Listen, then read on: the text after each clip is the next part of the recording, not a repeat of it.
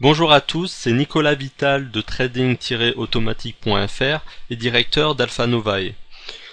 Je fais cette vidéo pour vous expliquer un nouveau concept, le concept de tactique, qui est associé à notre plateforme AlphaTrader 2.0. Alors AlphaTrader 2.0, c'est un projet interne à Alpha Novae sur lequel nous travaillons depuis de nombreux mois maintenant. C'est un projet qui nous tient vraiment à cœur parce que c'est le lancement d'une plateforme qui va vraiment apporter une solution adaptée aux traders, que ce soit des traders en manuel ou des traders qui font du trading automatique, mais des traders qui sont intéressés par avoir un outil professionnel qui leur fasse économiser de l'argent, du temps évidemment, qui leur propose une exécution optimale, une diminution des coûts de transaction, en gros un outil qui soit professionnel par rapport aux plateformes gratuites et que vous connaissez déjà. Donc cette vidéo, je vais me concentrer sur les tactiques en particulier parce que c'est un concept que nous introduisions et je vais pas vous détailler toutes les fonctionnalités de cette plateforme. Ça prendrait beaucoup trop de temps et puis nous ferons d'autres vidéos et d'autres présentations à ce sujet.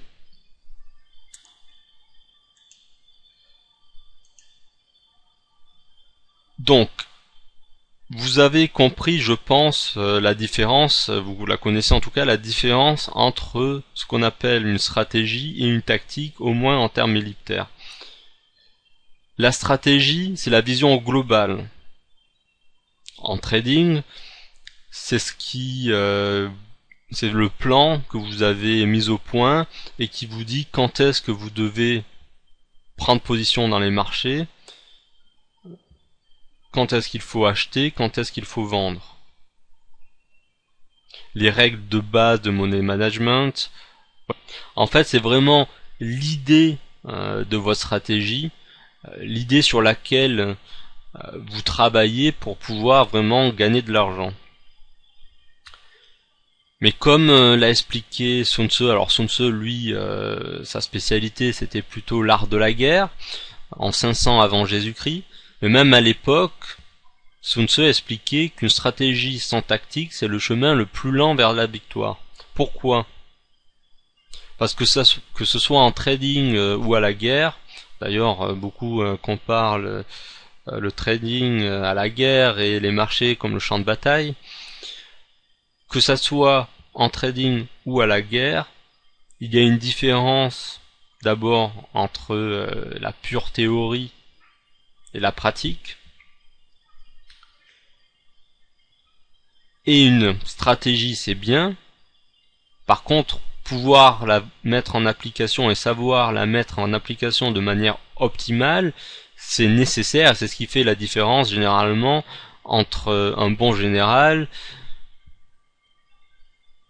un général victorieux, et un général très théorique mais qui ne gagne pas. Et pareil, ça fait la différence entre un trader qui a beaucoup d'idées, qui a plein de bonnes analyses, mais qui ne trade et qui ne gagne jamais d'argent en tradant.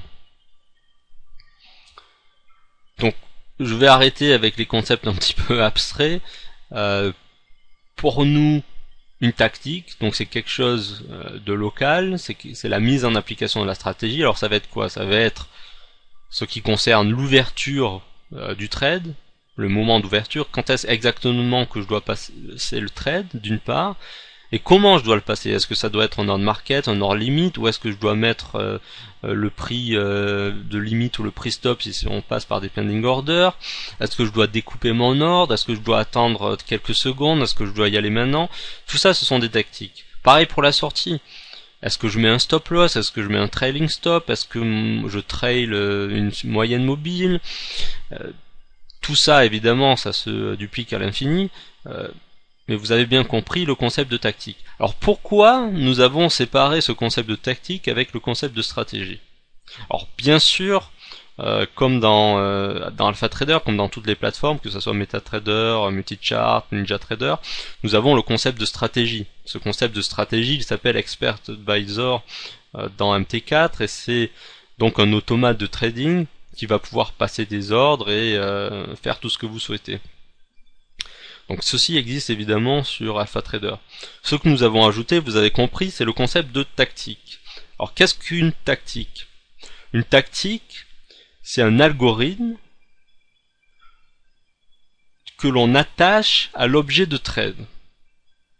Alors oubliez le mot objet si vous n'êtes pas développeur, si vous êtes plutôt trader. Je répète, une tactique, c'est un algorithme que l'on attache à un trade. Ça veut dire que quand vous ouvrez votre trade, vous aurez une tactique, une ou des tactiques dans le trade. Ces algorithmes vont se mettre en marche au moment où vous envoyez votre trade. Et quand vous clôturez votre trade, ces tactiques vont mourir avec le trade. Ok? Vous avez peut-être souhaité faire dans le passé avec MT4 des gestions de trailing, par exemple mettre un trailing stop, un trailing stop basé sur l'ATR sur vos trades. Alors dans MT4 il faut coder un EA, c'est une stratégie qui va tourner en permanence et qui va déplacer les stops de vos trades. Si vous voulez seulement toucher un trade, c'est plus compliqué parce qu'il faut dire à l'automate quel trade il doit toucher. Puis une fois que vous fermez votre trade, l'automate dans MT4 il continue à tourner. L'Expert Advisor continue à tourner jusqu'à ce que vous le fermiez. Et bien dans AlphaTrader, il n'a pas besoin de faire tout ça. Quand vous ouvrez votre trade, que ce soit manuellement ou via une stratégie, votre tactique se met en marche. Et quand vous clôturez votre trade, que ce soit manuellement ou via une stratégie, votre tactique meurt avec le trade. Alors maintenant, nous allons voir quelques exemples pratiques pour vraiment aller dans le concret et je vais même vous montrer comment les programmer. Alors voilà, nous sommes ici sur Visual Studio 2010. Alors vous pourriez utiliser Visual Studio 2010 Express qui est gratuit comme application. C'est l'environnement de développement d'AlphaTrader. Alors pourquoi Visual Studio? Tout simplement parce que c'est un environnement de développement professionnel. C'est un outil qu'on va utiliser dans l'industrie, dans les banques, et on peut avoir la version Express qui est suffisante gratuitement. Et c'est vraiment autre chose que les environnements de développement des plateformes classiques comme MT4 ou Multichart, voire l'environnement de développement intégré dans NinjaTrader. Je veux dire, on est complètement dans une autre dimension tout de suite. Alors, dans votre environnement de développement, vous aurez le projet AlgoBox ou un nouveau projet. Et associé à ça, vous avez trois catégories d'éléments que vous pourrez programmer. Évidemment, vous avez les indicateurs que vous voyez ici. Vous avez les stratégies. Alors l'équivalent des stratégies, ça va être les EA sur MT4, les Expert Advisor, ou les signaux éventuellement sur Multichart. Puis vous avez les tactiques, et c'est le concept que je vais vous détailler aujourd'hui. Donc on va regarder ça plus particulièrement. Alors on va prendre quelques exemples de tactiques d'application. Je veux dire, on peut faire énormément de choses. Ce qu'il faut savoir avant tout, je vais vous montrer une tactique qui est complètement vide. Donc une tactique, c'est quoi? C'est un algorithme qui va être accroché à un trade. C'est-à-dire que l'algorithme va démarrer au moment où vous créez un trade et l'algorithme va disparaître au moment où vous clôturez ce trade, au moment où ce trade est mort. Mort par clôture ou par rejection ou par annulation. Donc, une fois que vous associez une tactique à un trade, vous n'avez pas besoin de vous soucier de clôturer cette tactique. C'est un avantage par rapport à une stratégie, parce que si vous avez une stratégie qui doit agir sur un trade en particulier, si vous fermez votre trade, la stratégie reste toujours là. La tactique, elle, va mourir avec le trade. C'est le premier avantage, et c'est l'avantage principal d'ailleurs. Une tactique peut être accrochée à un trade lorsqu'on fait du trading manuel, je vais vous montrer ça plus tard en application, et elle peut être aussi appelée tout simplement dans une autre tactique ou dans une autre stratégie. Bon, ceux-ci sont des concepts un petit peu avancés, donc aujourd'hui on va rester vraiment simple, c'est juste une présentation rapide. Une tactique réagit à quelques événements relatifs à un trade. La première fonction c'est onSend, c'est-à-dire c'est la fonction qui va être appelée une fois que vous envoyez votre trade à exécution. Alors lorsque vous envoyez votre thread, ce code qui sera dans cette fonction va être exécuté. Les tactiques sont aussi appelées à chaque tick que reçoit le thread. Alors si vous avez ouvert un thread en EURUSD, à chaque fois qu'on va recevoir un nouveau tick sur EURUSD, ce code-là va être appelé. La même chose pour les books. Alors c'est quoi les books par rapport aux ticks? Un book, c'est un ensemble de ticks, c'est tout le carnet d'ordre en fait. Et vous avez l'événement onClose, c'est-à-dire quand vous clôturez le thread, cette fonction va être appelée. Prenons maintenant une ou deux applications très simples. Une première application. Imaginons que vous voulez placer des stop-loss furtifs. Qu'est-ce qu'un stop-loss furtif? C'est un stop-loss qui n'est pas visible par le broker. C'est-à-dire c'est un stop-loss que l'on n'envoie pas au broker. Comment ça fonctionne? En gros, c'est un algorithme qui va vérifier que quand le prix pour un ordre buy est en dessous d'un certain niveau, on va clôturer le trade. C'est l'algorithme qui va clôturer le trade, et pas votre broker. Donc regardons ceci. Alors j'ai appelé cette tactique Stealth Mode. C'est le nom anglais. Alors quand on programme une tactique, on peut rajouter évidemment des paramètres. C'est des paramètres que l'on peut modifier ensuite manuellement via AlphaTrader sans avoir à changer le code. C'est la même chose dans toutes les plateformes en fait. Donc j'appelle ce paramètre stop level et je l'ai mis à 50 points, soit 5 pips. Quand on envoie le trade, je fais rien de spécial. Par contre, à chaque fois qu'on reçoit un tick sur l'instrument associé au trade, on va vérifier tout d'abord si le trade a été exécuté. Puis s'il a exécuté, on va regarder si c'est un trade buy ou sell. De cette manière. Ceci, c'est juste un détail. En gros, on va afficher un commentaire pour voir visuellement à quel niveau est le stop loss, parce que vu que le stop loss sera pas envoyé au broker, si vous le mettez pas dans les commentaires, visuellement, vous saurez pas trop où il se trouve. Et là, c'est le principal élément du code. Donc, vous voyez, c'est assez court. On dit que si le bid est inférieur à cet objet c'est le trade courant. Donc, si le bid est inférieur au prix d'ouverture du trade courant moins le level du stop, bah, tout simplement, je vais clôturer ce trade. Inversement, pour les positions, pour les trades sell, c'est-à-dire position short. Vous avez compris? Donc on va voir tout de suite ça en application. Bon, je lance AlphaTrader. Voilà AlphaTrader. Maintenant, imaginons que, je vais ouvrir un chart.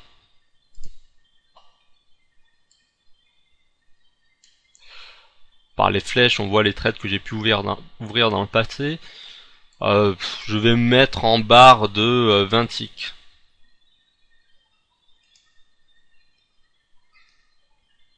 Alors ceci, pour tout vous dire, n'a pas un grand intérêt par rapport à la tactique, c'est juste pour vous montrer un petit peu AlphaTrader par la même occasion. Alors voilà, là nous avons des barres de 20 ticks. Alors vous notez par rapport à MT4 que tous les timeframes sont possibles, on peut fonctionner à 1 tick, 20 ticks, peu importe. On peut avoir des barres en secondes, des barres en minutes, des barres en heures. Bref, vraiment, tout est possible. Vous n'avez pas de limitation à ce niveau-là.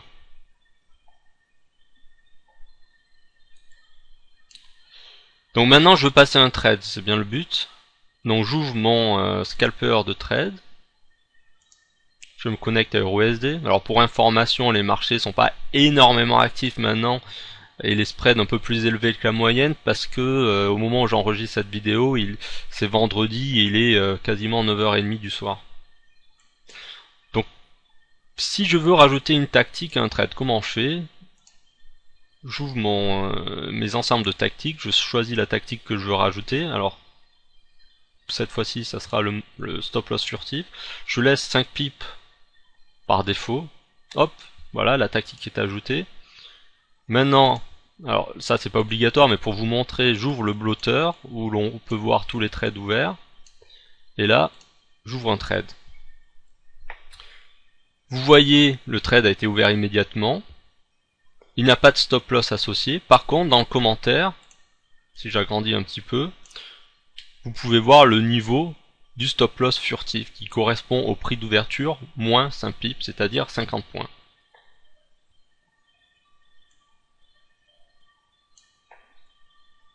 Si j'ouvre en sell, vous allez avoir la même chose, à part que le stop loss est de l'autre côté. Et maintenant, vous n'avez plus rien à faire.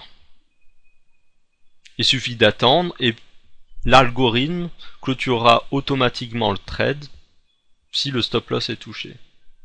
Évidemment, dans ce cas-là, il est important de garder la plateforme ouverte puisque le broker n'a pas connaissance du stop loss. Maintenant, imaginons un autre type de tactique qui soit peut-être un peu plus utile. Beaucoup de gens font du hedging. Vous savez d'ailleurs qu'avec Almax, il n'est pas possible de faire du hedging. Par contre, avec AlphaTrader, qui est une plateforme qui permet de faire du trading à la fois position centric et trade centric, vous pouvez tout à fait faire du hedging sur Almax grâce à AlphaTrader. Donc imaginons que vous souhaitez mettre en place la tactique suivante. Vous ouvrez un trade buy, jusque là vous ne faites rien, tout se passe bien. Puis vous souhaitez ouvrir un trade de hedging, c'est-à-dire un trade opposé sell, si votre trade principal perd une certaine quantité de points. Donc si les prix diminuent, par exemple 5 pips, vous voulez ouvrir un trade de hedging qui va faire que votre position soit flat globalement, donc vous n'avez plus de risque, et vous voulez que ce trade de hedging, c'est important, vous voulez que ce trade de hedging soit clôturé si les prix remontent au prix d'ouverture de votre trade principal. En gros, vous souhaitez limiter vos pertes en vous couvrant si les prix partent dans le mauvais sens, mais vous voulez annuler cette couverture si au contraire les prix remontent. Donc comment faire ça via une tactique? Donc on va repasser à l'environnement de développement. Nous allons clôturer AlphaTrader.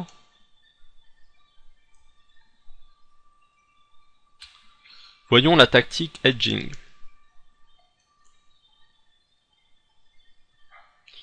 Alors cette tactique hedging a un nouveau paramètre, le hedge level, et que j'ai mis aussi par défaut tout simplement à 5 pips. Au moment où on envoie le trade, on ne fait rien de particulier ici. Par contre, au moment où on reçoit un tick d'un instrument associé au trade, d'abord on regarde si le trade de hedge que j'ai déclaré, là j'ai déclaré un trade hedge qui est nul au départ. On regarde si le trade de hedge, je bouge un peu trop l'écran, si le trade de hedge est différent de nul, c'est-à-dire si le trade a été pris, je ne fais plus rien.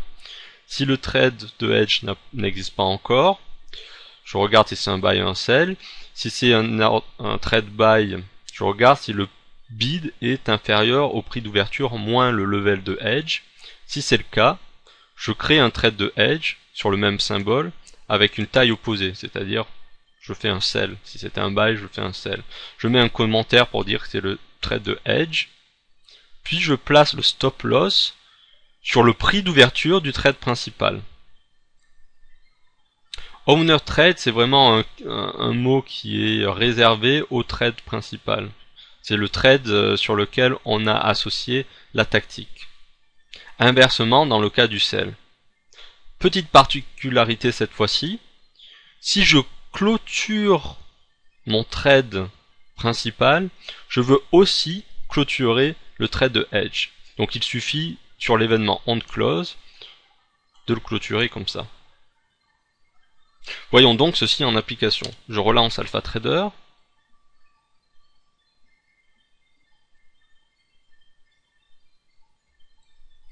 Je rouvre mon blotter. Alors vous voyez qu'il y a un trade qui a été fermé en fait. C'était le trade avec qui on avait associé un stop loss furtif. Si vous vous rappelez, on avait ouvert un trade long et un trade short. Donc comme le trade long gagne de l'argent, inversement le trade short devait en perdre, et il a été clôturé par le stop loss. Notre stop loss furtif, notre tactique. Donc la tactique de stop loss furtif continue à tourner sur notre trade long pendant ce temps. Donc maintenant je vais clôturer ce trade juste pour que ça soit plus facile à suivre. Et là d'ailleurs la tactique a été en même temps clôturée. Elle ne s'exécute plus. Je rouvre mon scalper euro-USD, je me connecte. Je vais cette fois-ci associer ma tactique de hedging. Donc hedging, disons que je vais changer, je vais mettre 4 pips. Voilà. Maintenant, j'ouvre en ordre buy. Et j'ouvre en ordre sell. Ces deux trades ont la tactique hedging associée. Il faut donc attendre que le cours bouge suffisamment pour prendre le trade de hedging. Donc je vais laisser tourner un petit peu la vidéo en espérant que les cours bougent suffisamment pour que ceci arrive. On va regarder les prix pendant ce temps.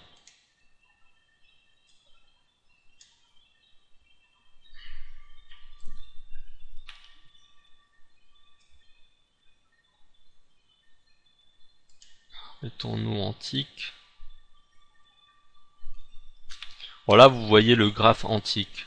En rouge vous avez le bid, en noir vous avez en rouge vous avez le ask, en noir vous avez le bid et en bleu vous avez le prix du dernier trade.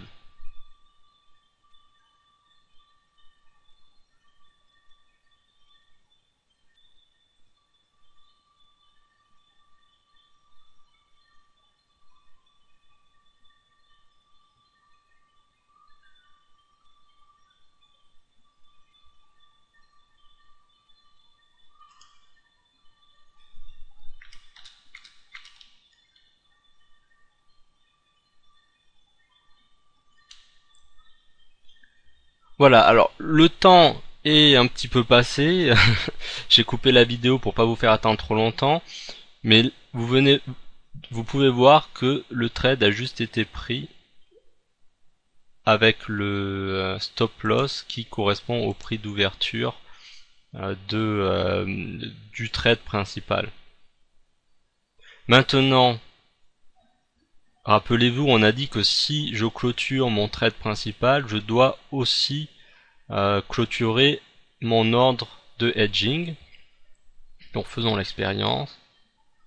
Close. Et vous voyez, les deux trades ont été fermés en même temps. Voici donc en quelques mots des exemples de tactiques. Alors on peut imaginer énormément d'autres applications, par exemple tous les types de trailing stop, les types d'entrée en layering, par exemple les tactiques marchent évidemment aussi via une entrée en hors limite sur l'order book. Si je prends un order book, que je vais pas mettre trop grand pour qu'il puisse rentrer sur notre écran, je me... Pardonnez-moi.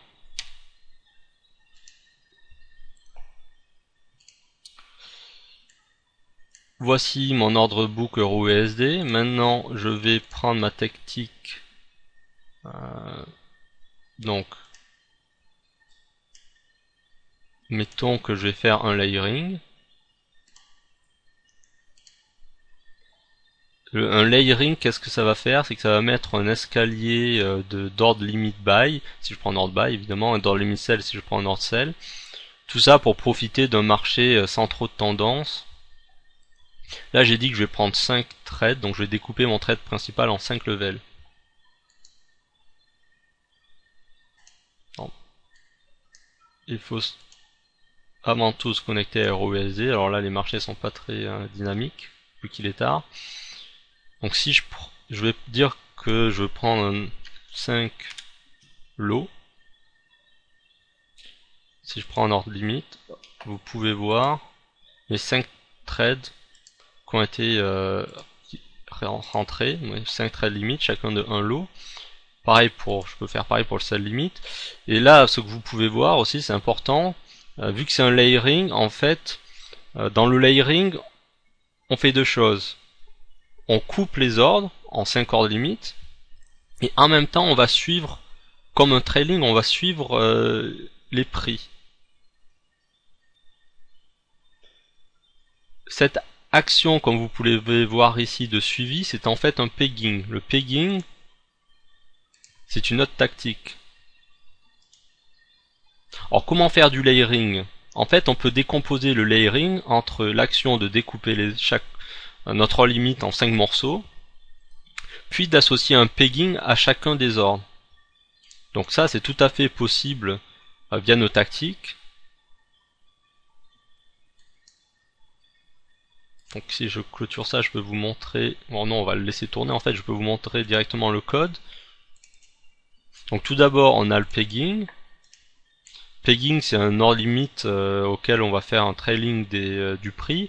Et au bout d'un certain temps, on peut le transformer automatiquement en ordre market. C'est-à-dire si au bout de 30 secondes, notre trade limite qui suit les prix n'a pas été exécuté, on va le transformer en ordre market. Alors je ne rentre pas dans le détail du code ici, vous avez compris a priori le principe. Maintenant pour le layering, ce qu'on fait, c'est qu'au moment où on envoie le trade, cette fois-ci on réagit pas sur chaque tick, ok, on réagit pas sur chaque boucle et on réagit pas sur notre clôture. On réagit à l'ouverture du trade. À l'ouverture, je dis que tout d'abord, mon trade initial, mon owner trade, je vais lui changer sa quantité et je vais la diviser par 5 dans notre exemple, ok. Et je veux dire que c'est le niveau 0 du layering. Si on regarde notre blotter, vous pouvez voir qu'on a le niveau du layering. Layering long 3, layering long 2, layering long 4. Tous ces trades là, layering aussi, ont été déjà exécutés. Pendant que je vous parlais du code, nos prix ont bougé, et vous pouvez voir qu'il nous reste seulement 3 ordres longues limites. Donc une fois qu'on a divisé la taille de notre trade initial, on va lui associer la tactique pegging. On met les paramètres du pegging, vous voyez, et on associe la tactique pegging à notre trade. Automatiquement, donc la tactique pegging va aussi s'exécuter en plus de la tactique layering. Ensuite on fait une boucle sur les 4 autres trades manquants, on les crée donc à chaque fois avec un prix limite différent et on leur associe notre objet pegging. Vous avez vu que les trades suivaient les prix et en fait ça se fait pas dans le layering, ok, vu qu'il n'y a rien dans la fonction antique, mais ça se fait dans la tactique pegging. Donc tout ça est très modulaire et on peut évidemment aussi appeler les tactiques dans les stratégies. Mais ça sera plutôt l'objet d'une vidéo concernant les stratégies. Je vous remercie de m'avoir écouté et j'espère que ça vous donne envie d'utiliser AlphaTrader. À bientôt!